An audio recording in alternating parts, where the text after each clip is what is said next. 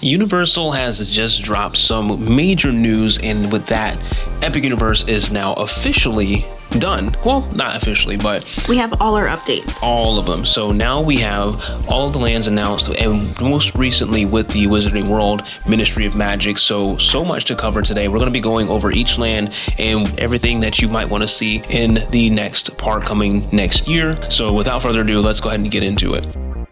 So we go into Celestial Park. Let's go ahead and start there. Now, first, are we going left or right? Which way are you guys going when you get there? Well, since Celestial Park is so new, I'm starting right off in the center, first of all, because I am really excited to do Stardust Racers. It's Stardust Racers. Exactly. It's not Starfall I know Racers. They recently they changed the name because of, I guess, copyright issues, right, or whatever was Something going on. I'm really excited to do that because it's new. It's not an IP. It's something original that Universal is creating. So I'm really excited to see that stuff. But after that point, which way do you think you're gonna go?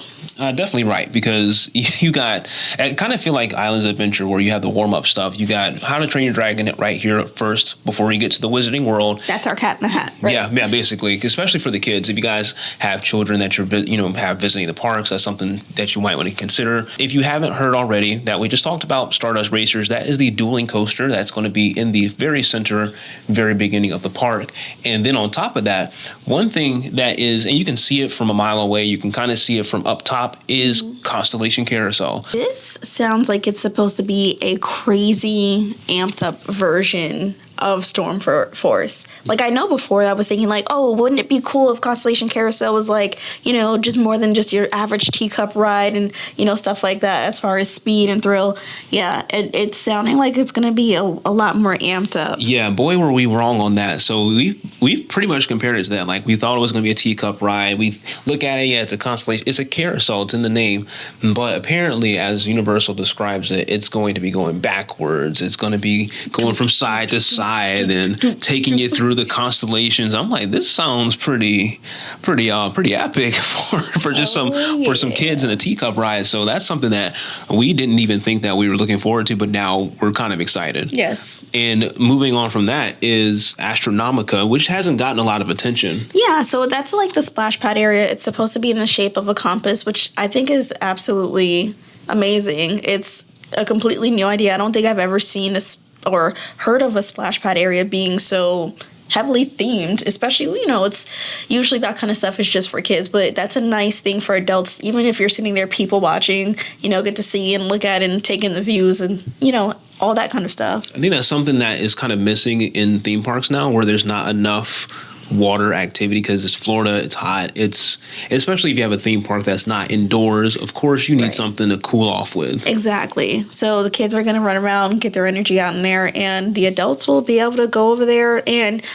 walk on through as they make their way to the back of the park in the scorching hot sun. Yeah. So that's something that, and also one thing that doesn't get mentioned a lot either, especially with Astronomica, is apparently it's going to have a 7 acres of water feature, which is pretty crazy. Because that means that there's going to be a lot of kinetic energy in the park. And I think that's another thing that has been missing a lot in parks is just and having that's stuff that's moving. You're talking about, right? Yeah, no, is that. And they also have a separate fountain show, because if you notice that there's some seating towards the back going towards the Grand Helios, there's a whole seating area. So that we don't know if that's going to be a specific nighttime show, but they're going to have daytime running shows with water around the park. Kind of reminds you of like old school Epcot, basically. Yes. Again, didn't know we were looking forward to that, but we definitely are now. And as we go to the right here, we're going to kind of go over How to Train Your Dragon really quick, because we pretty much know what's going on in How to Train Your Dragon. We got the Hiccups Wing Gliders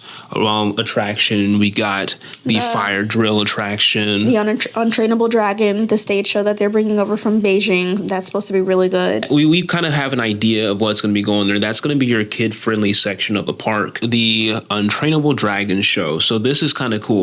And this doesn't seem like the only show of its kind in the park, because we now, as we have found out, we're going to have another show similar to that in the Wizarding World.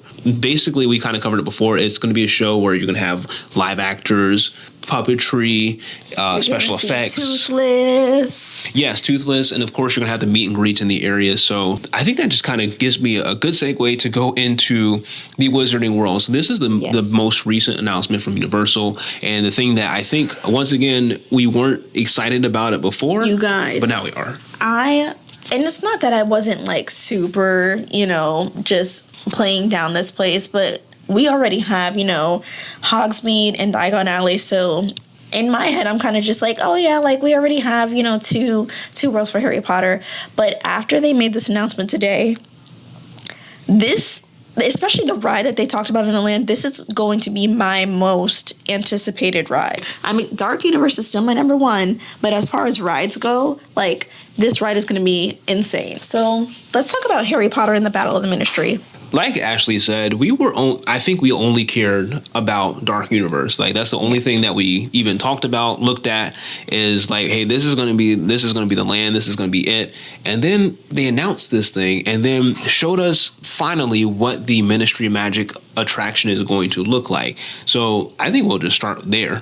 So the story with that attraction is Dolores Umbridge. This is before she's supposed to be sentenced or something like that. This is after Voldemort is gone. Exactly. So she's going on trial for all the crimes that she's committed against the Wizarding World. And she is trying to escape to basically kind of go back in time and set Voldemort free so that way he can, go on to do his reign. So the Dementors help break her out just as we're supposed to be going to her trials to watch everything play out. And now we are being chased around this crazy place, basically escaping with our lives. So this is going to be quite the experience. I know the seating is supposed to be very similar to Tower of Terror. I believe the ride vehicles are going to be kind of as wide as it's supposed to be, like kind of like Spider-Man, which makes sense because it is a 40-inch height requirement, and so it's about the same. Now, I am surprised because that's what our 3-year-old can ride that. Pretty much, yeah. So our 3-year-old she meets that 40-inch height requirement for Spider-Man, which means she can ride this. So I'm a little surprised with that because I'm the thrill factor there. I'm like, how much can they, I don't think we expected give us that intensity. Yeah. And because that's where a place that we were wrong. We thought that it was going to be just like Tower of Terror. We thought it was going to go up and down, kind of, take you through the attraction because the show building itself is pretty huge. Mm-hmm. So in that surprising move, it's a 40-inch height requirement. So that is very accessible to everyone and very similar to Spider-Man. Yes, but that does not take away my excitement any less. Yeah, still all the more exciting because I think Epic Universe in general, what they're going for is just intense theming, and that because if you think about it, everywhere, Dark Universe, How to Train Your Dragon, even exactly. And I honestly, I really like that the ride is on a track this time instead of being like the trackless rides like Kong and Fast and Furious. Those they just don't do it for me the same way. I feel like they can just do a lot more with it being on the track. Yeah, and we know the story of what happened with Skull Island and how it doesn't even go outside anymore. So that's that's a pretty smart move. Ride. But that's a smart move by Universal. Like they're not even giving themselves the opportunity for something to go wrong. So we wanted to go over too is they have a new show as well. And kind of like we mentioned before with How to Train Your Dragon, it is very similar in style, special effects, puppetry. It is called Le Cirque Arc New, and that is the big red top area that you see in the center of the Wizarding World. And this is a show, once again, that I didn't think anything of. We didn't hear much about it. We just knew that there was going to be like this circus theme. Mm-hmm. So the ringmaster of this circus steals the bag from the guy from Fantastic Beasts, that main character. So he steals his bag where all of his little animal creatures and beasts live. So there's a lady that works at this circus. I'm horrible with names, guys. So there's a lady that works at this circus, and she is trying to get the bag back so that way he can, she can set those animals free, give them back to his owner, that whole storyline. So this guy is basically, he stole the bag so that way he can revive his circus that's already failing. And he's like, wow, these beasts, they're going to make me some money.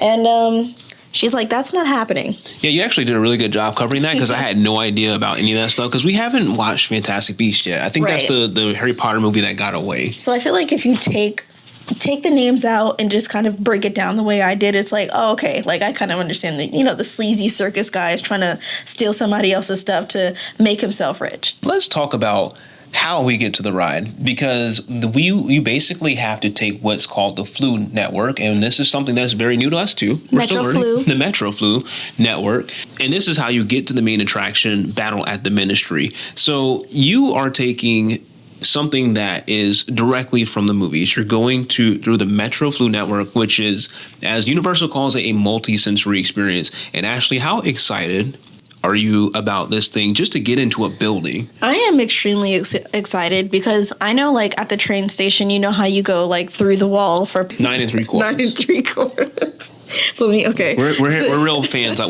promise. It's been a while since I've seen the movie. But so when you go into platform 9 3/4 and you're going through the wall, you don't really get to feel that experience that you're going through. Even though it looks cool to other people as they're watching you go through, you don't really get to feel that experience. The fact that this is going to be a multi-sensory experience where you get to actually be immersed in everything, probably see the flames flying up above you, have air rushing through, your hair's going crazy, that I'm so excited for. Yeah, and I didn't even know that I needed that in a theme park once again, but I'm happy for it because I think it's kind of like the feeling you get when you first walk into Diagon Alley. Like you go through the brick wall and you literally feel like you've been transported into something else because it's mostly covered. Everything is very high. There's like they kind of like what they're doing here, and they really pride themselves on that. They're saying everything is built to scale. That, the tallest or the shortest building is taller than the tallest building in Diagon Alley. Yes. So this place is humongous, and the fact that you get to go and experience something before you go into the actual attraction is just theming personified, and it is an A++ for Epic Universe. I have to mention something really quick because I have not heard them talk about crepes. We have Central Park crepes in Universal Studios. I better see some crepes over at the Ministry of Magic in Epic Universe. Well, because yeah. those, when I went to France, that was my favorite part about it. So I really hope Universal has just, kept this a little surprise secret from us.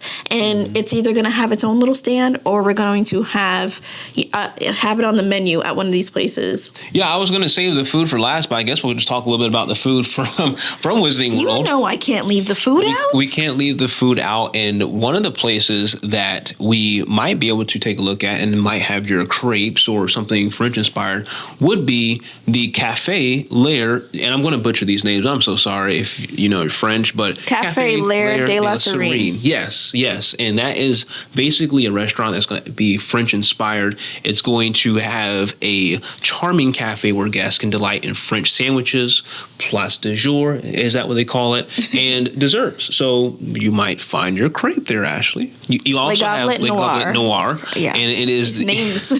It's soup, salads, entrees, desserts. Not too much details as far as the actual the food that's going to be there, but it seems like it's going to be your nice sit down, quiet restaurant. So leaving Wizarding World finally and skipping past Grand Helios, which we're very excited about, Universal has also released some details on that as well. It is going to be in the premier resort category. So think about the Portofino Bay, Hard Rock Hotel, Royal Pacific. You get the idea. It is going to fit in that premium tier, so best believe it's going to be expensive. Make sure you open up your wallet for that because that's going to be an experience. I was going to say it would be awesome since it's in that premier category. Do you think they'll have like the express passes to access that park like Epic Universe? I think so, but also I don't think that'll be readily available at first. I know, because that would be... Yeah, because the fact that Universal, and if you haven't watched our last video, we will link that in the description below, where we talked about annual passes, some possible ticket upgrades, what's going to happen when Epic Universe opens. Well, that's one of the things that you want to consider. They are going to have only a multi-day ticket available if you want to get an Epic Universe initially. So that makes me think there probably won't be express passes right away. Yeah.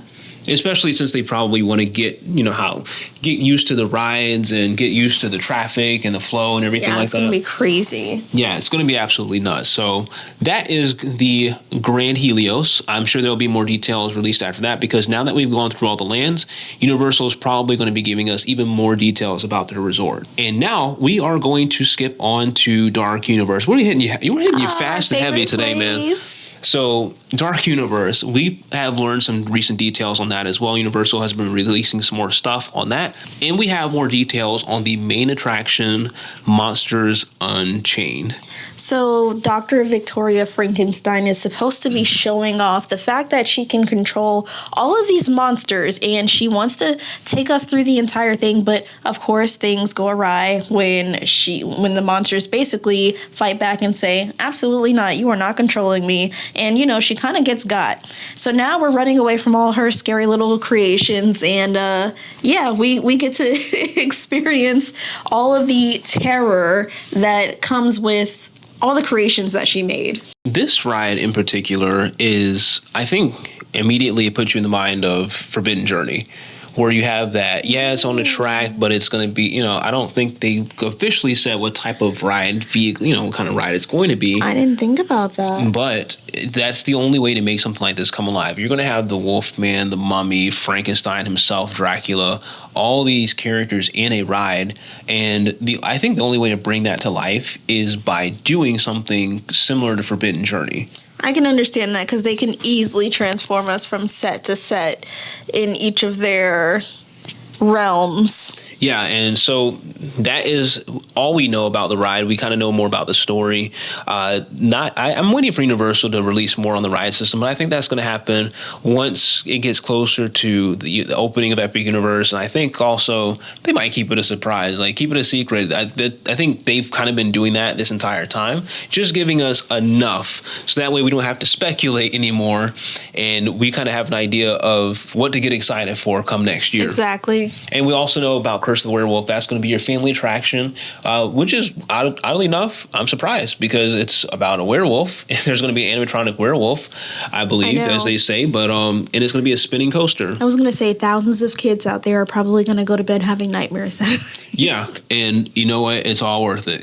Yes, it is. Speaking of Epic Universe, but suck it up, kids. But it's a spinning coaster attraction similar to Guardians of the Galaxy. If you are familiar with that, Guardians of the Galaxy, you only have to be a 42-inch height requirement to ride. So honestly, that's like one of my favorite rides at Disney. Yeah, and so I think it's going to be a smash hit with everyone. And I think it's also, even if it's for kids, it's probably going to be tame enough for them. It's a roller coaster. I was going to say, because to take that ride technology and put it with the theming of Curse of the Werewolf, it's like, it's going to be good. It's just going to be good. And also, they're going to have character meet and greets. And they're also going to have a Darkmoor makeup experience, right? Too. So I'm thinking that it's probably going to be similar to what they did. I don't know. They did it for like, a week, 2 weeks at Universal? Just a trial. So they had over by the horror makeup show, more so the exit to Born Stuntacular. They took you back into a little room and they did the monster makeover. You got to look at a pamphlet and choose which makeup experience you wanted to have and what you wanted to look like. They had Frankenstein and a bunch of different things like that. So I'm sure it's going to be something very, very similar to that. Yeah, and I'm pretty sure it's going to be exactly that. And the price range for that was pretty expensive. It was like $100. Like 60. No, it was actually around 100. Well, they had prices for half of a face and a full face. So yeah, so you can kind of do the math, 60 half, 120 whole, something like that. But it's just going to be a nice, different experience, and it fits the land perfectly. And that's something to consider if that's something that you want to do. I think it adds a little bit more than your typical face paint and a theme park type thing. So that's going to be really cool. And dealing with the food, we got more details on what's going to be in these respective lands. And one of the things that I'm super excited for, food-wise, is Das Steakhouse, because it sounds to me like a lot of meat. So anything with steak, burgers, which is basically going to be delicious, and that's basically what's going to be here: your steaks, burgers, kebabs. I heard they're going to have. And I can't wait to see, because Universal does a really good job at having their employees, you know, really take on their roles and immerse you in the experience. So they're supposed to be like sizing us up to kind of become a part of like the Vampire's Feast. So that's going to be really cool to see how they're acting towards us. One of the things that everyone is talking about is the windmill that's going to be on fire in the land. Right. And that is the Burning Blade Tavern. Right. So all of the monster hunters, that's kind of where they get together and just, you know, enjoy food, drinks. That's kind of like their hangout spot there. I think the only thing that most of us care about is the fact that there's going to be a burning windmill. Exactly. Like I'm going there for the outside alone. Moving on to Super Nintendo World. So once again, you have another land that is, I think, just built off of pure immersion. Super Nintendo World is going to be amazing as well. You have an attraction that you only have in one other country in Japan, which is Yoshi's Adventure. Is basically a sightseeing ride. Think like the People Mover or something like that. Very slow, just, you know, taking everything in. Like I like those Trolley kinds of Train rides. ride, basically, yeah. And we kind of covered that before in the previous video. Not too much to unpack there. It's just going to be your nice little people eater type ride, which is what Epic Universe seems to be doing a lot of. We got plenty of shows. Yeah. Because it's going to be really, really packed. People are going to be breaking down the doors to get in here. Yeah. And then, of course, you have Mario Kart's Bowser Adventure. We know about that. You have it in California already. It is going to be an augmented reality attraction where you're going to be going through, just like your Mario Kart video game, going through Bowser's Castle and racing for the cup, basically. Like I said, I wasn't, before, not super, excited about it because I'm not big on augmented reality. But Donkey Kong Minecart Madness. I think everybody's excited for that one. Yeah, only because it's such a unique ride technology, and that's kind of the reoccurring theme with Epic Universe. Oh my gosh, everything's so epic. Everything's new. Everything is just never been done before, never been seen before. Like, I cannot wait. Yeah, who's ever heard of a roller coaster jumping off the track? Like, go ahead. I know. Just name one. And see, that's the thing that seems to be the sticking point of the Epic Universe. They have a little bit of everything for everyone. You have your thrill, you have your character meet and greets. The shows are going to be top notch. And that's another thing that's kind of been missing in the parks too. Even though there's not any, real shows in Super Mario World, but if you think about just throughout the park, that seems to be something that Universal's trying to step up their game with. So that seems to be what's going to be going on in Epic Universe. Kind of like we said, I think one thing that I want to end on is the fact that this place opens in a year. And now we have all the lands. We know everything that's coming. Now we have something to get excited about. And we also know about we've finally released the prices of the hotels, Stella Nova and Terra Luna. They have opening dates. You can book your rooms right now if you wanted to. Grand Helios is going to be following soon after that. It's going to be like $1,000 a night for opening weekend. But get your wallets ready. But at the same time, we are also very much looking forward to what Universal is going to announce when it comes to ticket prices, future annual pass prices, and we will be sure to bring that to you as soon as that comes out. But if you would like to know just a little bit about your annual passes, is it worth upgrading? Should you go this year? Should you wait till next year? We answer that in a video that we just recently covered. We can find it right here. And if you like this video, be sure to like it and subscribe. That helps us out tremendously. And we will see you on the next one.